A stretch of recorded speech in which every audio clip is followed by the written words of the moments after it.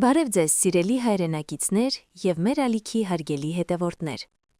Նախքան այսօրվա հուզիչ պատմությանն անցնելը, խնդրում եմ ձեզ, մեկնաբանություններում գրեք, թե աշխարհի որ ծայրից եք մեզ հետևում։ Մեզ համար շատ կարևոր է զգալ մեր միասնականությունն ու կապը։ Նաև չմոռանաք բաժանորդագրվել ալիքին և սեղմել զանգակի կոճակը, որպեսզի բաց չթողնեք մեր հաջորդ տեսանյութերը։ Ձեր աջակցությունն օգնում է մեզ շարունակել ներկայացնել պատմություններ, որոնք միավորում են մեր սրտերը։ Արամ պապի վերջին դասը։ Արագածի փեշերին գտնվող փոքրիկ գյուղերից մեկում ապրում էր Արամ պապը։ Նրա ձեռքերը կոշտացած էին հողի հետ աշխատանքից, իսկ դեմքի ամեն մի կնճիռը մի պատմություն էր։ Նա ուներ միակ թոռ, Հայկը, ով երկար տարիներ ապրում էր արտերկրում և հաջողակ գործարար էր դարձել։ Մի օր Հայկը վերադառնում է գյուղ։ Նա եկել էր մի նպատակով՝ համոզել պապին վաճառել հին կիսախարխուլ տունը և տեղափոխվել քաղաք կամ իր մոտ Եվրոպա։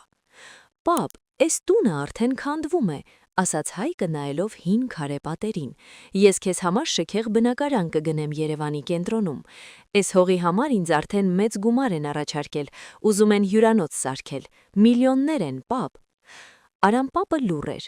Նա միայն նայեց թոռանը, հետո դանդաղ վեր կացավ ու ասաց. «Լավ, որդյոկս, բայց մինչև վաճառելը մի բան պիտի անենք, օգնիր ինձ այսօր վերջին անգամ թոնիրը վառել»։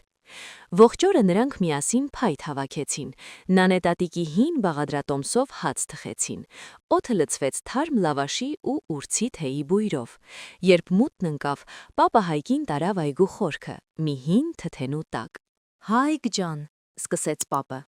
«այս ծառը տնկել է քո նախապապը այն օրը, երբ ծնվել է հայրդ։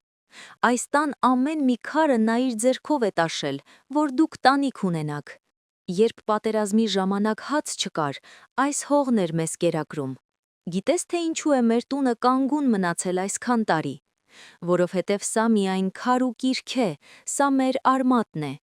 Եթե արմատդ կտրես, որքան էլ շքեղ ապրես, մի օր չորանալու ես»։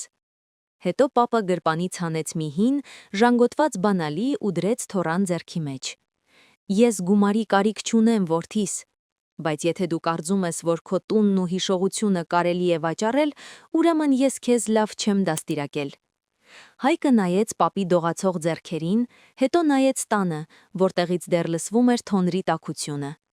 Նա հանկարծ հիշեց իր մանկությունը, թե ինչպես էր տատը հենց այս պատշգամբում իրեն հեքիաթ պատմում, ինչպես էր ինքը վազում այս նույն հողի վրայով։ Այդ գիշեր Հայկը չքնեց։ Առավոտյան նա զանգեց գնորդներին և ասաց. «Տունը չի վաճառվում, երբեք»։ Մի քանի ամիս անց Հայկը վերադարձավ գյուղ, բայց ոչ թե տունը քանդելու համար, այլ վերանորոգելու համար։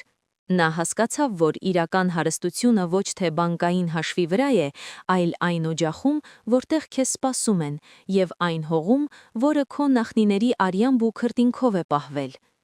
Բարոյախոսություն։ Տունը միայն շինություն չէ, այն մեր ինքնությունն է։ Երբեք չվաճառեք ձեր հիշողությունները հանուն ժամանակավոր շահի։